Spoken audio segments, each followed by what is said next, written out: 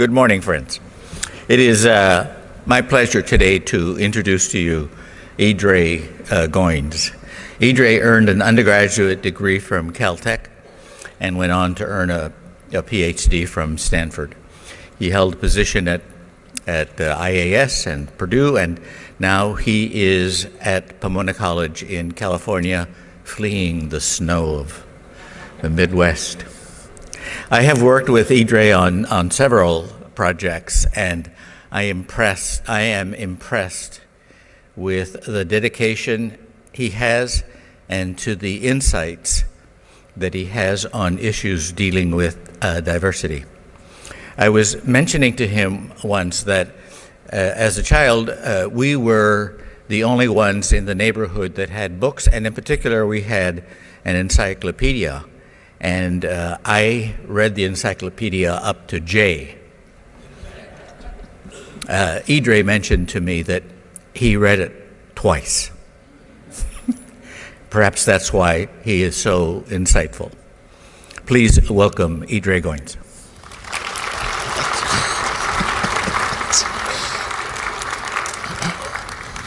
Well, good morning, everyone.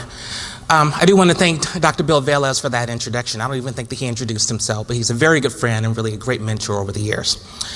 What I'd like to do today is give you a tour of really some things that have happened over the last 50 years, and a little bit more than that, about Black mathematicians, not only the history of what's happened with Black mathematicians, but also some discussions about the research that they've done. So the talk really here is going to be roughly in two parts. The first half is going to be more of a history lesson to really talk about some very specific stories. And then the second half will go over the mathematics of what people have actually done. When I was an undergraduate, I actually double majored in math and physics, but what a lot of people don't know is that in a sense I triple majored by working in history. So I really learned the hard way what it means to actually go to the library, look up microfilm, read through old newspapers, and really try to piece together a history so you can really understand why people do what they do. So let me say a little bit to start with about what happened in 1969. Why is it that I'm even talking about 1969? Well, there's a book that's published by the American Mathematical Society by someone named Everett Pitcher, and it really focused on the first 50 years, really the first 100 years of the AMS. So in particular, I want to talk about this volume that really discussed the second 50 years of the AMS from 1939 to about 1988. And this really tried to talk about what really happened over the years with the American Mathematical Society, some of the organizations that were formed. And so I want to talk about the genesis of the organization that I'm the president of, the National Association of Mathematicians. So in 1969, we had the joint mathematics meetings that took place in January in New Orleans, Louisiana. And as Everett Pitcher states, there were about 4,811 registrants. Only about 3,000 of those were members of the American Mathematical Society. Of course, others were members of the Mathematical Association of America. And Pitcher goes on to say that this was a time when there was a sudden increase in the number of new PhDs. And perhaps that's the reason why there were so many people that registered for the conference. Well, in comparison, if you go back to 2018, so just last year when we were in San Diego, there were about 5,572 registrants that went to the joint mathematics meetings. And I think that it's fair to say that we had the same number, the same large number, because there's also a lot of PhDs that we have that are getting their degrees in mathematics. So in particular, something happened there really that had a big influence on Black mathematicians. There were 17 underrepresented minorities that decided to meet on a Sunday morning, and they decided to form what now we call the National Association of Mathematicians. So what I want to talk about for the next few minutes is really why 1969? Why did they decide to form this organization then?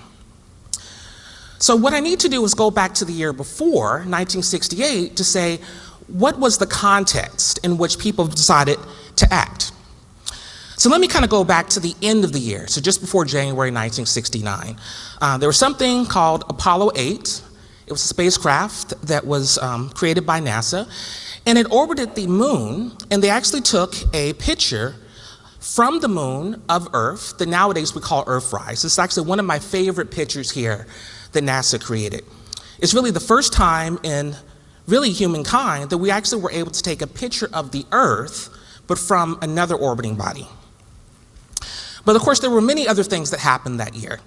If you go back to November of that year, Richard Nixon was voted in as president. And if you go back a little bit earlier to that summer, in June of that year, Robert F. Kennedy was assassinated. So there was a lot of upheaval that was happening in the United States at the time. Now let me go back even earlier than that. If you go back to April of that year, Martin Luther King was assassinated. And of course, for Black Americans, this was a huge deal. You know, Martin Luther King was very central to the civil rights movement. There was a lot of activity and discussion happening in the United States about the rights of Black Americans. So for this to happen, for King to be assassinated, definitely it caused a lot of upheaval. Not only figuratively, but also literally. There were riots in the country for some of the major cities in the United States. I have pictures here of two of the cities that are actually very close to us now.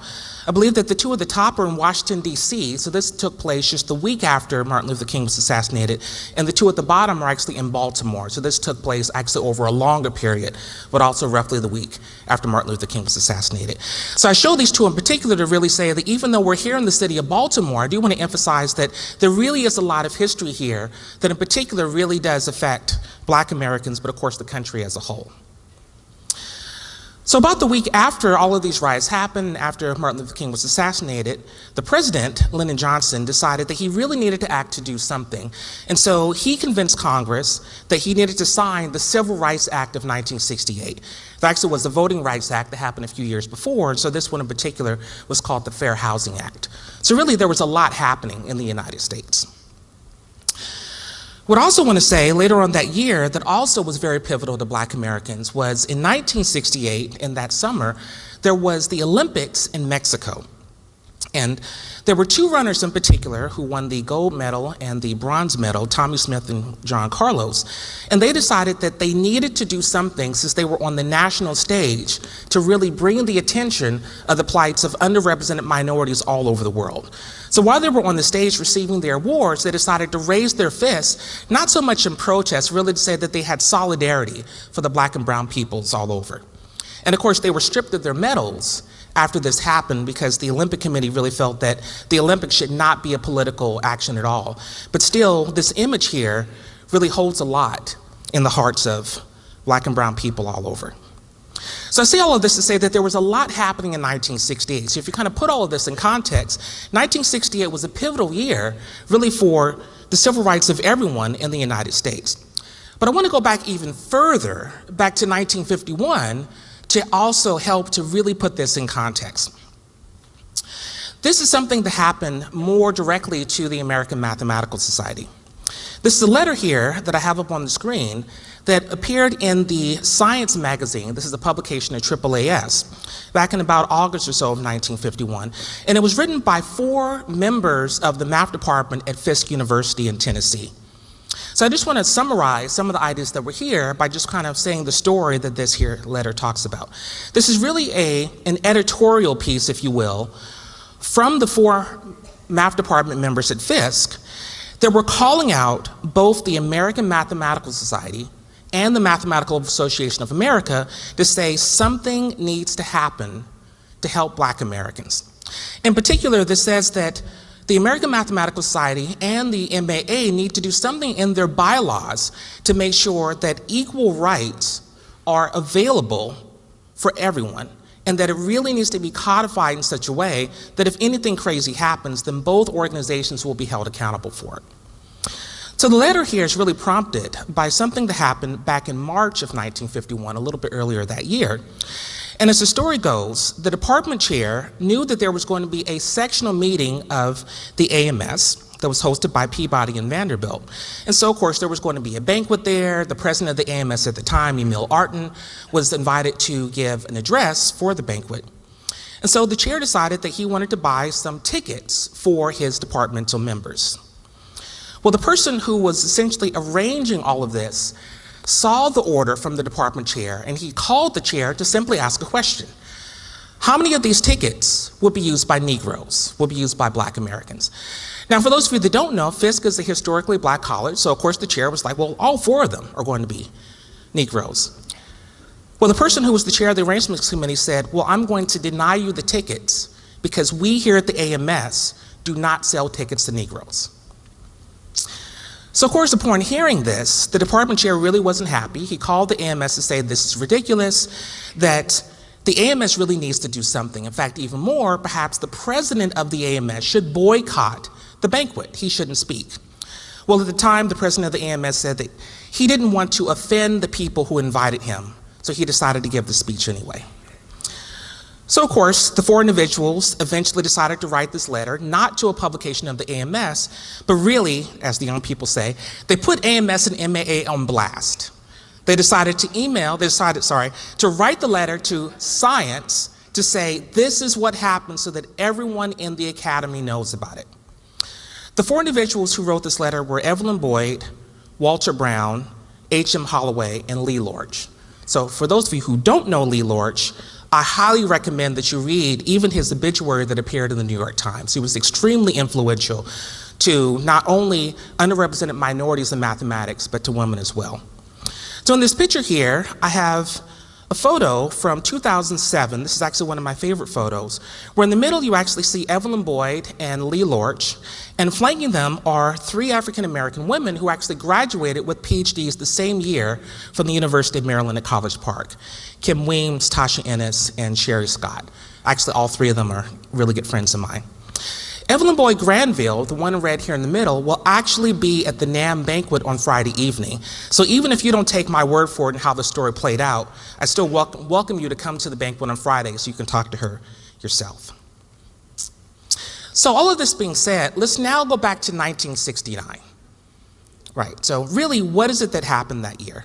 So remember I said that the American Mathematical Society and the MAA had their joint meetings. It was in New Orleans.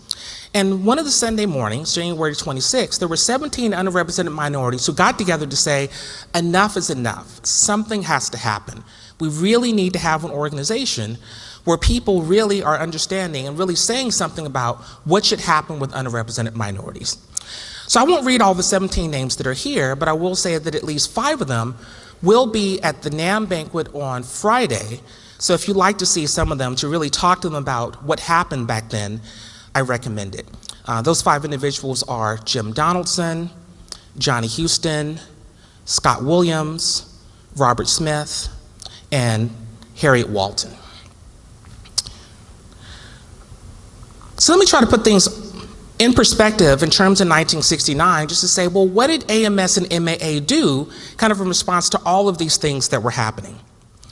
Well, remember that Namm, this organization, was formed in January. So by about May or so, the AMS decided that, of course, it needed to act and needed to do something. So there was a meeting where someone proposed 6 resolutions about what should happen with some of these issues. So one of those 6 essentially says the AMS needs to form a committee to really focus on the issues and the needs of underrepresented minorities. Well, one of these resolutions, actually all 6 of them, were put to a vote by the entire membership of the society. There were about 7,000 votes cast. And these resolutions were all defeated. The members of the society decided really resoundingly that there should not be a committee to focus on the needs of underrepresented minorities. Well, a little bit later that year, in August of 1969, the AMS Associate Secretary, Raymond Ayoub, decided that regardless, a committee needed to be formed. So he convinced the council of the AMS to form this Committee of Opportunities on Mathematics for Disadvantaged Groups. So a couple of years after that, in January 1971, kind of with all of this impetus of what was happening with underrepresented minorities, really disadvantaged groups more generally, the Association of Women in Mathematics was formed. So I was just at the banquet last night. It was wonderful.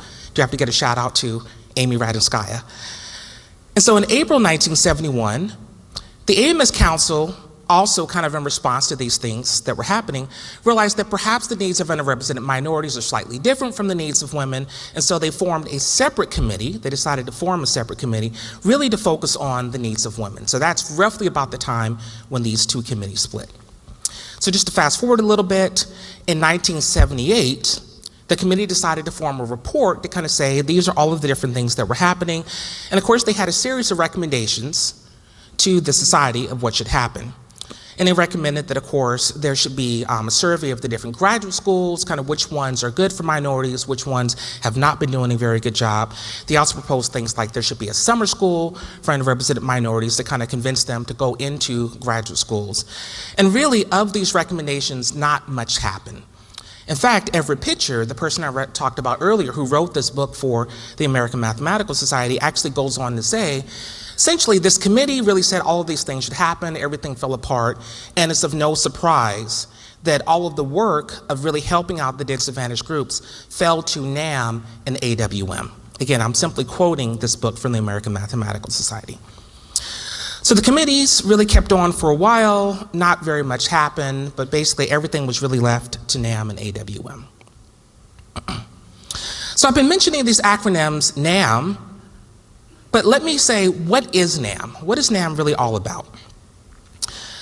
Well, as I said earlier, I'm the president of this National Association of Mathematicians. It was formed in 1969, and I'll just say that it's a nonprofit organization that really has two missions. So number one, to promote the excellence in mathematics of underrepresented minorities, and number two, to promote the development of mathematical talent for underrepresented minorities. Now that's part of the mission statement, but that really isn't the founding principle of Namm.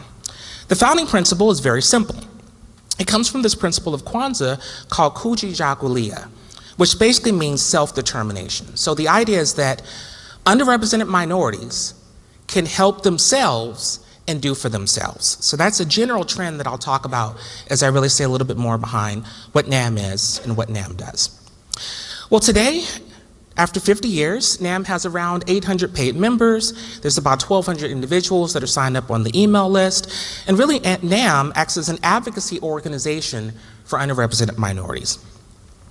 Well, there's a few different things that Namm does, so I'll just say a little bit. I mentioned that Namm acts as an advocacy group. So what that really means is that Namm really has members that are part of various committees that are out there that really try to talk about what's happening with, let's say, not only underrepresented minorities, but more disadvantaged groups in general. One of them is this Joint Data Committee. Really, Namm there has a seat on the committee that's really populated by things like American Mathematical Society, American Statistical Association, MAA, and SIAM.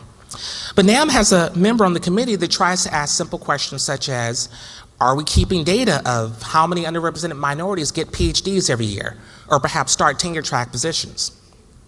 There's also something called the Conference Board of Mathematical Sciences. So this is also, in a sense, an umbrella organization that has all of the different professional societies in math. There's about 10 to 15 of them. And CBMS meets twice a year, and Namm also has a seat at the table to also ask the question of, are we forgetting about what's happening to underrepresented minorities? There's another committee that's actually meeting right now. This is the Joint Data Committee, the Joint Committee on Women in Mathematics. And again, Namm has a member to kind of say that even though we focus on underrepresented minorities, we still have underrepresented minority women in our organization, and we want to make sure that their voices are heard as well. Now, in addition to being an advocate on these different committees, of course, there are various signature programs that Namm has and Namm does every year. So what we like to do is kind of break them into 5 categories depending on the time of the year where things take place. So of course, one of them is in the winter. This is the joint mathematics meetings. We have lots of activities that take place. And towards the end, I'll try to say a little bit more about what's happening here at the conference even now. Our spring event is what we call FCRTE. This is the Regional Faculty Conference on Research and Teaching Excellence. This year it'll be May 23rd and 30th at Texas Southern University. We have an early summer event. This is our Computational Sciences Institute, and the idea there is to help train undergraduates and faculty to get ready to do research either during the summer for an RU or perhaps during the school year for their own research purposes. In the late summer, we've partnered with the Mathematical Association of America at MathFest. We actually have a speech, a lecture, that's named after David Blackwell, and I'll try to say a little bit more of David Blackwell as I go on. We're actually partnering with MAA this year to help celebrate the 100th birthday of David Blackwell. And then at the end of the year, we have really our flagship event, and this is our Undergraduate MathFest. There's no mistake here that the MathFest that Namm has sounds the same as the MathFest as MAA. Actually, Namm's MathFest really started first, and kind of the MAA MathFest really tacked on its name after that. So I do want to say a little bit about what is this Undergraduate MathFest, because as I mentioned earlier, really it is one of our flagship events. Well, this is an event that takes place over about 2.5 days. It typically happens at a historically black college or university. And we have 5 different activities to make sure that we have undergraduates to give presentations on their research. We have a speech, a lecture that's named after J. Ernst Wilkins. We have poster presentations, so undergraduates and grad students are allowed to present posters about the research that they've done. We have a graduate fair so that graduate schools can come out and hopefully recruit for undergraduates for their program. And then finally, we have my favorite thing, Problem Time with Dr. Cooper. This is actually a chance where students get to hear problems by Dwayne Cooper of Morehouse College, just kind of to challenge them during the conference. So this last year, we had a wonderful conference that took place at Spelman College in Atlanta. It was our MathFest 28. This had about somewhere between 170 and 200 students that were there. It was a massive conference. You can see the photo here at the very top. And as I mentioned before, there's lots and lots of things that happen here at this conference. So students are giving talks, poster presentations, we have different panels. So if you are interested in MathFest, perhaps either having your students present or even attending yourself, it will be at Miami-Dade College in September of this year. There's some milestones that Namm has had over the years. I'm not going to worry about really going over the slide, just to simply say that a lot has happened from 1969 to present. So different invited lectures that we've had, different other sessions that we've made over the years. So in particular, we have a banquet address, which is our so-called Cox-Talbot address that will take place at the banquet Friday evening, and then our Claytor-Woodard lecture that will take place on Saturday. So I actually want to say a little bit about those four names that I mentioned there as I go on. I should say that if you are very interested in the history of Namm, I recommend that you come to the Namm booth, number 624 in the exhibition hall. We are selling copies of our brief history of Namm, the first 25 years that were written by our first executive secretary, Johnny Houston. So here's one of my favorite pictures of Namm. This is actually the first presidents of Namm. Johnny Houston to the left was actually an acting president when the organization first started. Frank James was the first official elected president. Rogers Newman now is to the third, and then Jack Alexander is over to the right. So I've said a little bit about the history, about what is Namm, why is Namm formed, but now what I want to do is take the second half of this talk and focus on the actual black mathematicians, so people who are in Namm, and then talk more about the research that they did over the years. So of course I need to start by discussing the first 4 African Americans that got their PhDs in mathematics. The very first one was Elbert Cox, who got his degree in 1925 from Cornell University. It was mentioned earlier that I was at Purdue in Indiana for the last 14 years or so. Actually, Elbert Cox is from Southern Indiana, and he got his undergraduate degree at Indiana University. So it was actually really proud, or I was really proud to be from the state where we actually did help to raise the first black mathematics PhD. The next was Detley Woodard, who had his degree from the University of Pennsylvania in 1928. And then pretty much right after him was William Claytor, who got his PhD from the University of Pennsylvania in 1933. The last one is Walter Talbot, I should really say the fourth one, who got his PhD from the University of Pittsburgh in 1935. I'm going to say quite a bit about Walter Talbot as I go on, but let me just go back for a second and mention a little bit about Woodard and Claytor. You'll notice that of the 4 here, most were roughly born about the same time, so 1895 to about 1909. But Woodard was a bit older than the other 4. So there's a curious story here that Woodard had his master's degree, and so he decided that he was going to teach to help raise the next generation of African Americans to get their degrees. So he established a master's program at Howard University, but really decided that perhaps he needed to go get his PhD. So really he was doing already work teaching classes. He helped to train one of the first PhDs, so in particular William Claytor, basically went back to get his PhD, then went to Howard again to kind of work some more, and after he got his PhD, really the first student that he worked with to convince to go on to get his PhD was William Claytor. So to me, it's really curious that Woodard himself, I believe he was basically in his 40s or so, really late 30s, when he decided to go back to get his PhD so that he could help to train more African Americans. So I really am fascinated by the whole Claytor-Woodard story. Of course, we do have a lecture series named after Claytor and Woodard, and this is the research lecture that I mentioned that we'll have on Saturday. So I'm going to come back and say a little bit more about Walter Talbot. But first, let me say something about the first African American women to get their PhDs in mathematics. course, the first was Euphemia Haynes, who got her degree from Catholic University in 1943. And actually, she was very well known in the Washington, D.C. area. There's actually a charter school, the E.L. Haynes Public Charter School, that's named after her, that's here in Washington, D.C. The second is Evelyn Boyd Granville, who got her PhD from Yale in 1949. And again, Evelyn Boyd Granville will be at the Namm banquet on Friday, so I do recommend that you go there just to chat with her about different stories. And the last that I'll mention here, really the third to get her degree, is Marjorie Lee Brown.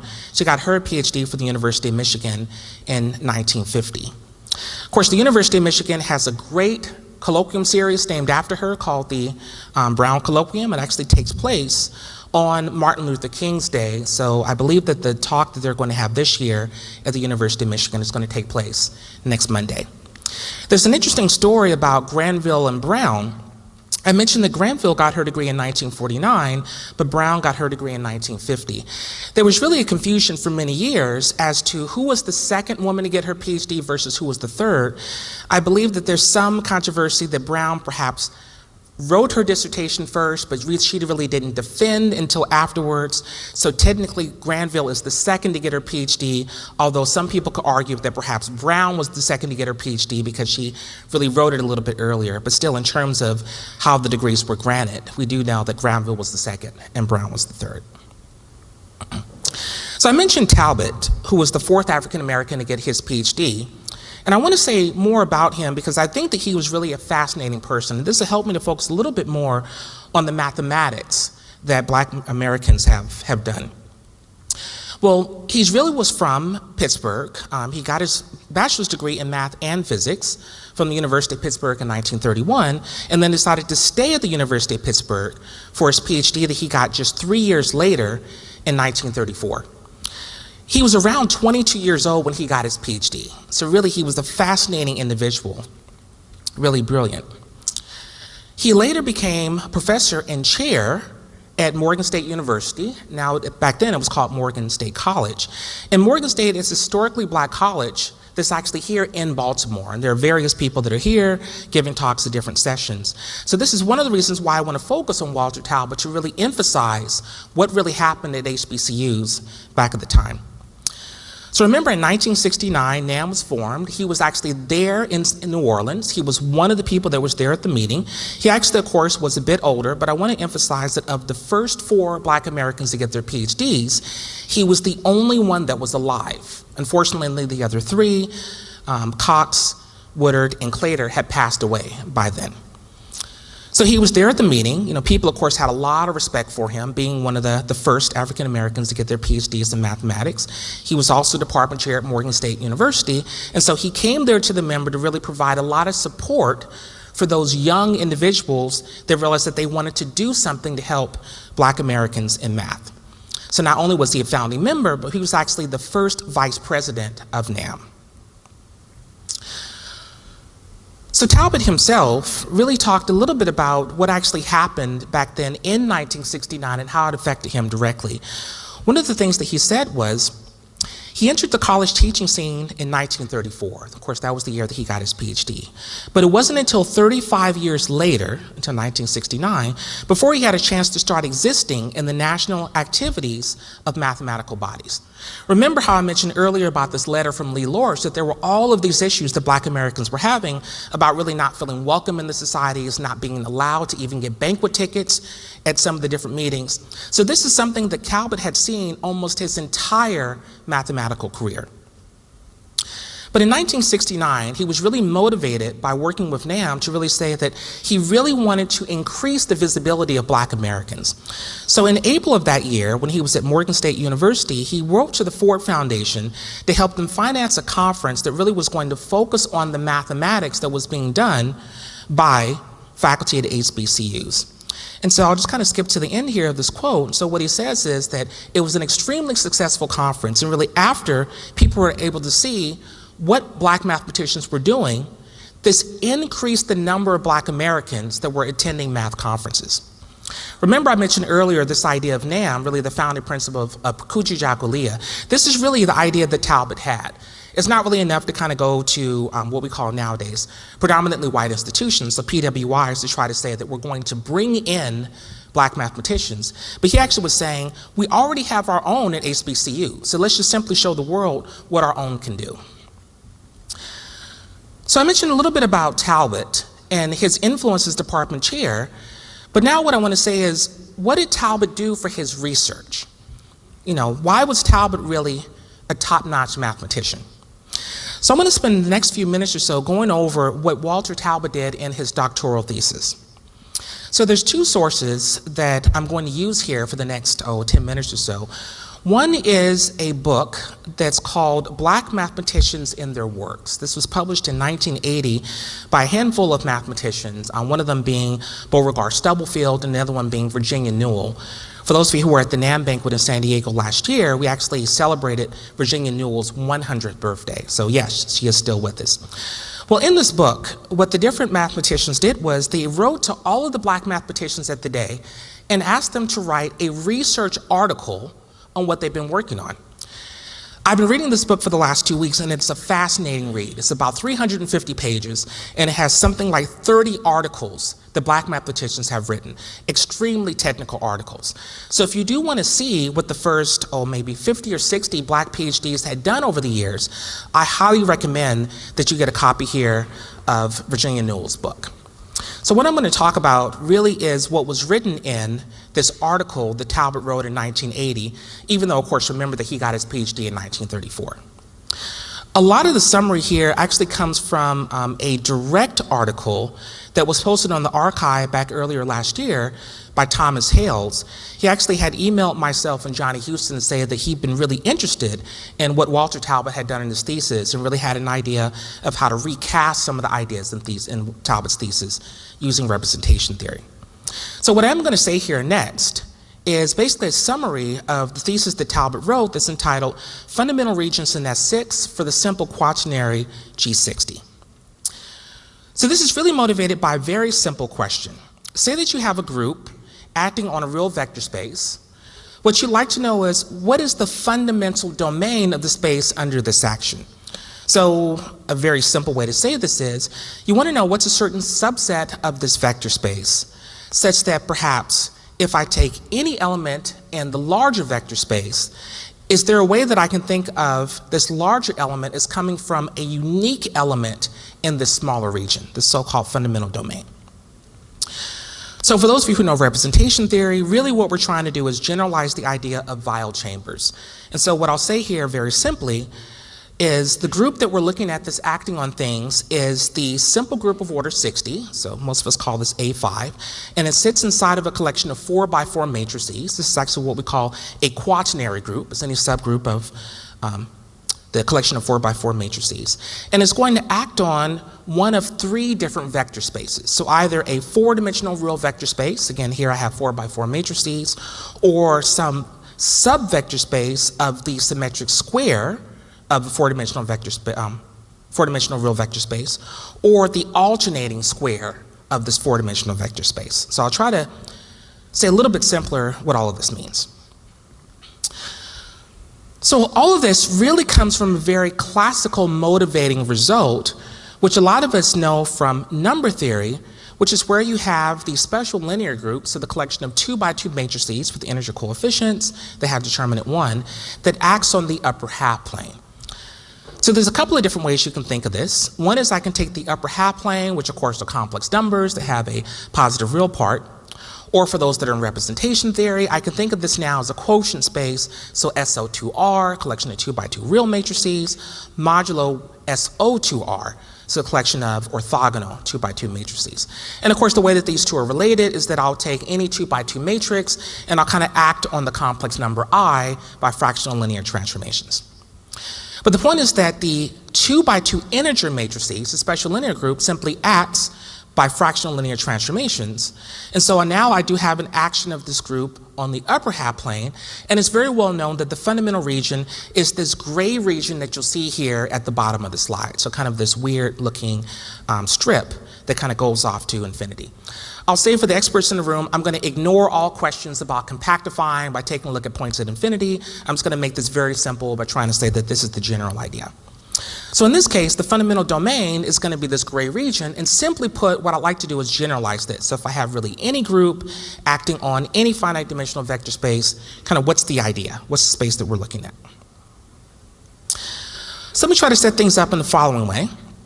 Let's pick, let's say to start with, a finite dimensional complex vector space, and I'll say how this is related to real vector spaces in just a moment. I can take a look at GLV, so that is just a collection of invertible linear transformations, if you want just invertible matrices. And now what I'd like to look at is Hermitian forms on this vector space. And instead of trying to go over all the formal definitions, what I'll simply say is that a Hermitian form is basically in correspondence with a Hermitian matrix. So this will be a square matrix, such that if I take the transpose of the complex conjugate, then I just get back the matrix again.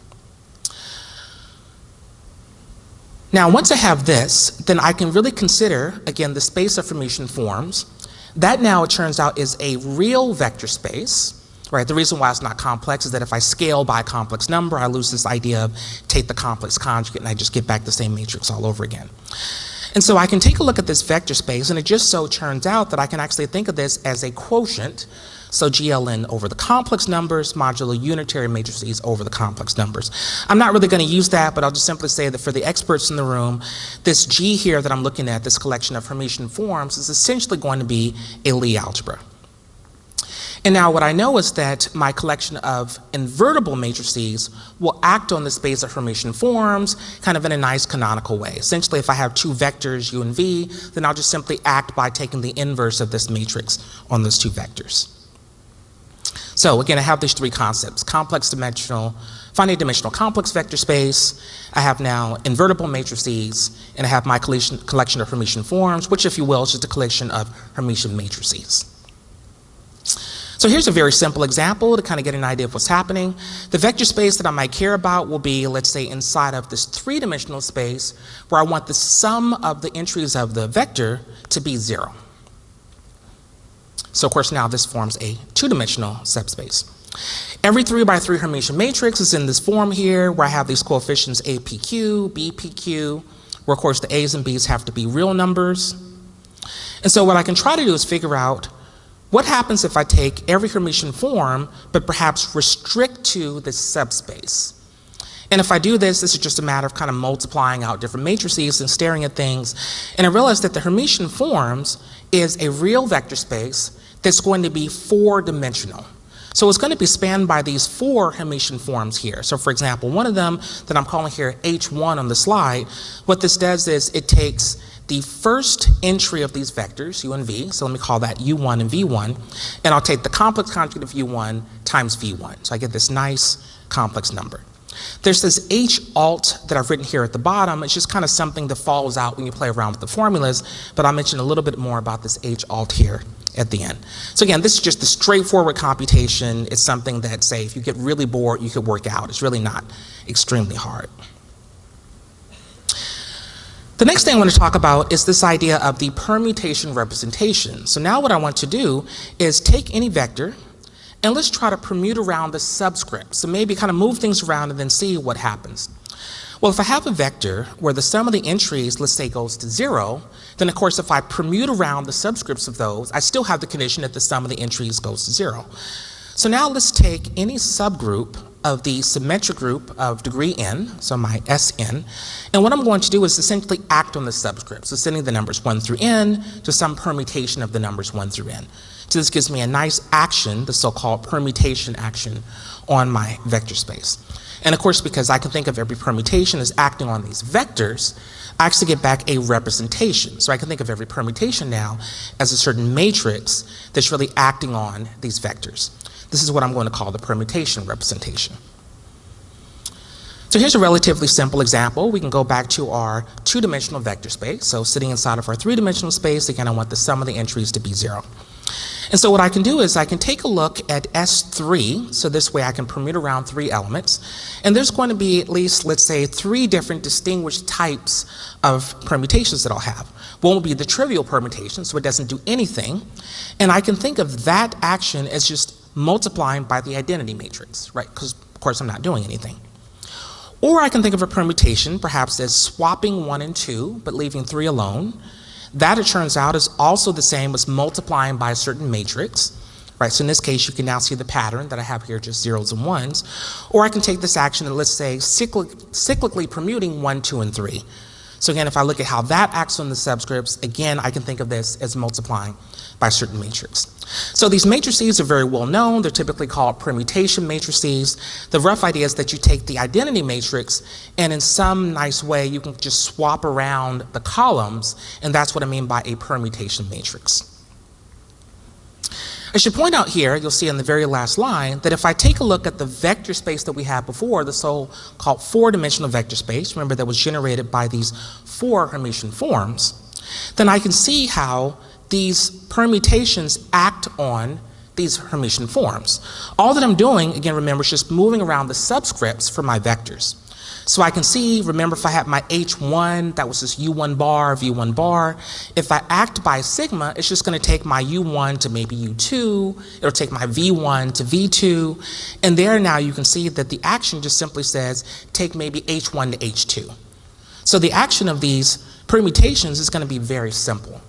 But it's this H alt that I wrote at the end, that action is not going to be simple at all.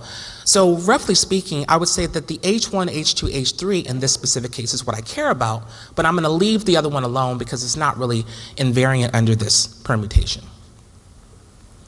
So I can put what I just said into a much larger theorem. So instead of looking at my three-dimensional space, let's take a look at any n-dimensional space, but now again we'll say that the trace here, the sum of the entries should be 0. So I know that any subgroup of Sn has to act by just moving around the subscripts. That's what I mentioned before. So there's a nice permutation representation here on my space. And once I look at the subspaces that are left invariant by this action, then I can actually see how my vector space here decomposes. Remember, my vector space of these Hermitian forms. So I'm not necessarily claiming that the decomposition that I have here is into irreducible subspaces, just simply saying that I can break it up into different subspaces here. And actually, I know quite a lot about these subspaces. I'm not going to say much more than this for the purposes of this talk, but the notation that I have here actually does go back to this idea of how representation theory is related to partitions of the number D. And so I can really relate the notation that I have here on the slide in terms of Young tableau. So that's just for the experts here in the room. And so now I have a certain subspace, namely the ones that's generated by my H1 through Hn, just like the previous example, where that will be left invariant under action by this subgroup. That's the subspace I want to stare at. So I'll just quickly say how all of this is related to Lie theory first. So again, I have my nice vector space. So this is really the one where the sum of the entries is going to be 0. I have a collection of Hermitian forms, so that forms a real vector space, and I can really think of that as a Lie algebra. I can take a look now at, say, just the subspace that's spanned by this H1 through Hn, remember from the previous examples. That will be a Cartan subalgebra. And so if I take a look at pretty much a basis for that subspace of my collection of Hermitian forms, where again the sum of the v's has to be 0, then it turns out that I can basically think of a basis of that as corresponding to a root system. And so the group that I care about that's acting on everything, there's a reason why I'm using this letter W, I can think of that as my Weil group. And I'll just simply say that kind of in the generic case, when my W, my Weil group is all of Sn, this is really all canonically related to the root system An minus 1. Right, but again, that's really more for the experts here in the room. So what is it that Talbot did? Right, remember that we had this question of what's the fundamental domain? So what Talbot wanted to do, again, he really wanted to generalize this idea of a Weil chamber. So simply put, he said, all right, I have this subspace. I really just care about this H1 through Hn. So let me, in some sense, kind of use those to kind of break up my whole space into these different regions, if you will, into these different chambers. So he really wrote down this concept that now I'm going to call a Talbot chamber. He really just wanted to take the whole vector space and break it up here into regions. And so once you do that, then you basically realize that you can use this to write down the concept of a fundamental region. So I'm not really going to go into the technical aspect of this because it's really not worth it. But it's just to say that really, even though Talbot was working under the guise of geometric group theory, so he really had these spaces and he wanted to see how groups were acting on the spaces, the reality is he really cared about Lie theory. So what I'll just simply say here to kind of wrap everything up is that really if you wanted to kind of say what's the big picture in terms of what he was trying to do, he really focused on a case where n is equal to 5. And so in that case, remember that our vector space will be one dimension less than that. So really I have a 4-dimensional vector space. So really the automorphisms of this are just going to be 4x4 matrices. The subgroups of 4x4 matrices are what are called quaternary groups. And so he kind of cared about a very interesting one, namely A5. So this is where he called it G60. So this simple group of order 60 that he specifically wanted to think of as acting on a 4-dimensional space. So once he has this, that he really cares about these so-called Cartan subalgebra. So these are kind of the very specific subsets of sort of our space of formation forms, and he really only cared about 3 specific ones, and these are related to the decompositions that I mentioned earlier. So one of them is a 4-dimensional space, one's a 5-dimensional space, one's a 6-dimensional space. And so again, he wanted to really focus on the idea of these fundamental domains as you're acting on these different spaces. And so for the experts in the room, what you could really say is if you wanted to recast Talbot's thesis, what he really is trying to do is find the Cartan decomposition of a certain 16-dimensional Lie algebra. So decomposition in the sense of that there's certain Cartan subalgebras that he really is trying to focus on. He really wants to understand what the decomposition is. So again, I was completely fascinated that Talbot was actually working on all of this, but it seems that it's just completely forgotten about these days, that people didn't realize that he had really worked on all of this. But again, he had an extremely difficult time being allowed to speak at different conferences, really even being involved with any of these mathematical societies. But again, I'm partially emphasizing this to say this is the kind of mathematics that takes place at historically black colleges and universities. Now, I want to spend a little bit of time in my remaining minutes to say a little bit about what's research that's done by other African-American mathematicians. So here I'd like to focus on 6 in particular that have graduated in the last 50 years or so. The first I mentioned is Floyd Williams, who's now retired from UMass Amherst. And this is a mathematician, he actually was a very good friend, he is a very good friend, who worked on relativity, black holes, quantum mechanics, all under the guise of mathematical physics. Floyd Williams is actually dear to my heart because when I was a postdoc, I was actually at the Institute for Advanced Study for a year, I got a letter in the mail and a preprint, and it was from Floyd Williams. I just met him at a conference a few months earlier, and in his letter he wrote, "Keep up the good fight." Now, he was actually being extremely encouraging, and of course he gave me one of his papers, but I think that he knew that I had an interest in the relationship between math and physics. So I really appreciated that Floyd took time out of his busy schedule to encourage me, just a lowly postdoc. There's Kate Akikiolu, so she was at the University of California at San Diego and then at Johns Hopkins, so she actually lives here in Baltimore. She got her PhD in 1991, and she works on this idea of, can you hear the shape of a drum? Well, the fascinating thing about Kate is that she was the first African-American mathematician, well, I should say really the first black mathematician, to be awarded a prestigious Sloan Fellowship. There have only been 4 in the history of the fellowship, but Kate was the first. She did so in 1997. Arlie Petters got his PhD from 1991 from MIT, and Arlie is also an extremely good friend. He works on gravitational lensing, and he was the first recipient of the Blackwell-Tapia Prize when it was held at MSRI. Arlie, I think, is one of the most fascinating people that you'll ever meet. He currently has positions in math, physics, and economics. And he's actually been knighted, I believe it's by like an order of the British Empire, something like this. But currently, even though he still does research, he's actually Dean of Undergrad students at Duke. Trishette Jackson is at the University of Michigan, but she got her PhD in 1991 from the University of Washington. She works in mathematical biology, but she really works on the mathematics of what's called angiogenesis. Simply put, she uses differential equations to understand how does cancer grow.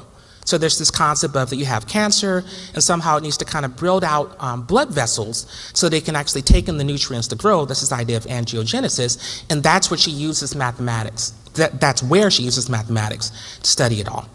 She was selected as a fellow of the Association of Women in Mathematics in its inaugural class back in 2017. Next, there's my good friend Mboyo Esole, who got his PhD from Leiden University in 2006. He's a fascinating character who has worked at Harvard for maybe the last 10 years or so, but he's currently at Northeastern University.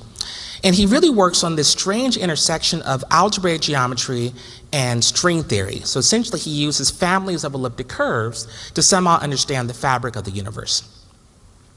And then finally, there's my other good friend, Chelsea Walton, who got her PhD from the University of Michigan in 2011, and she's currently at the University of Illinois at Urbana-Champaign. She works in, I think, a very disturbing area of non-commutative algebraic geometry. I say disturbing because I personally am an algebraic geometer. I feel perfectly fine with concepts like, say, prime ideals and what have you. But one of the first things you learn when you discuss prime ideals, you have to do this for a commutative ring.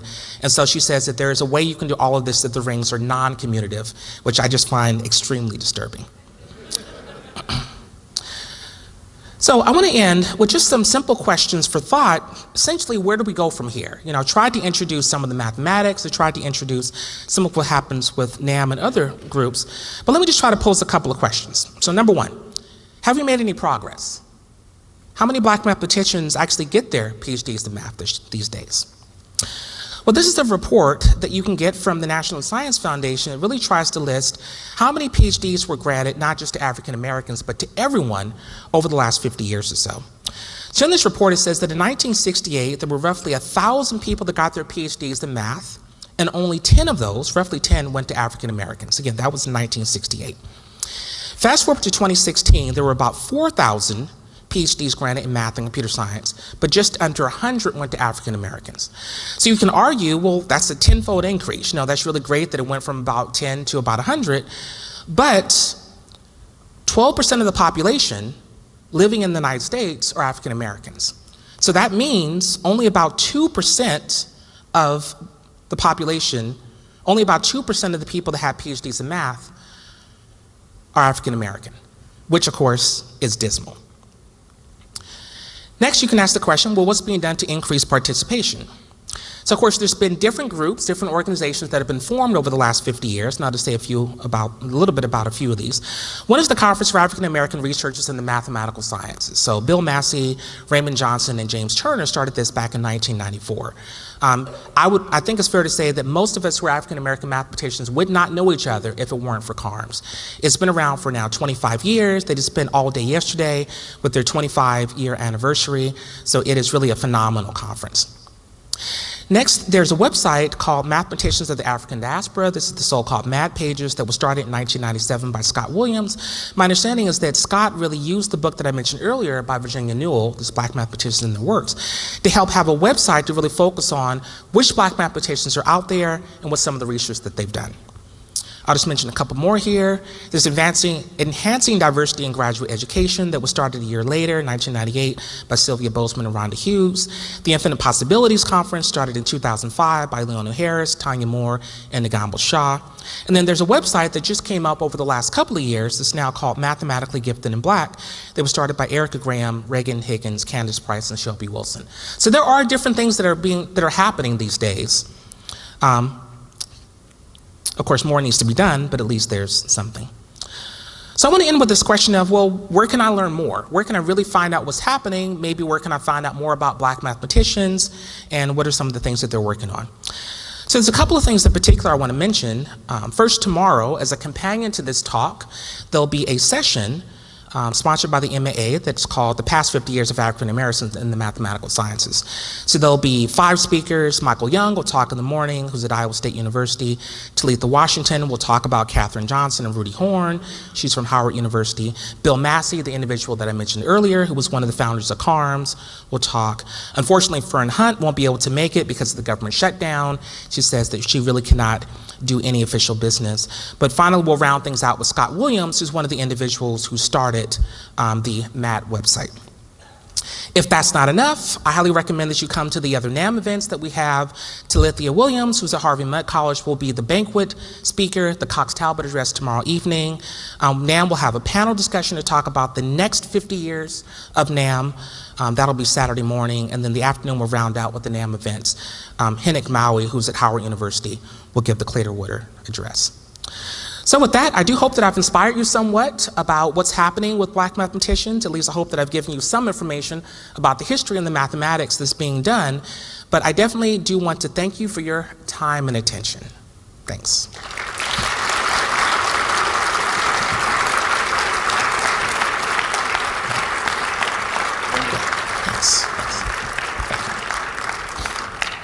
We have time for about one question. Anybody? I have one. Okay. When will this dream become a reality? You know, that's an excellent question. What I didn't say is that the title of this talk actually comes from it's a play by Lorraine Hansberry called Raisin in the Sun. And it actually has a line that's really stuck with me for most of my life. And the line essentially goes, what happens to a dream deferred? Does it wither up like a raisin in the sun? And you know, really the question that I have here is exactly what you're asking about black mathematicians. That really I think that there's this idea of blacks have always been thought of as inferior. I mean, if you don't believe me, ask James Watson. But really you have to wonder, when are blacks really going to be considered equals, considered to be intellectual powerhouses? And to me, it's a question that I don't really know if it's going to have an answer anytime soon. But I mean, it really is a dream deferred, this idea of that there's a lot of people that have done some incredible work, but I don't really know if they've really gotten the recognition that they deserve. Once again, let us thank the speaker.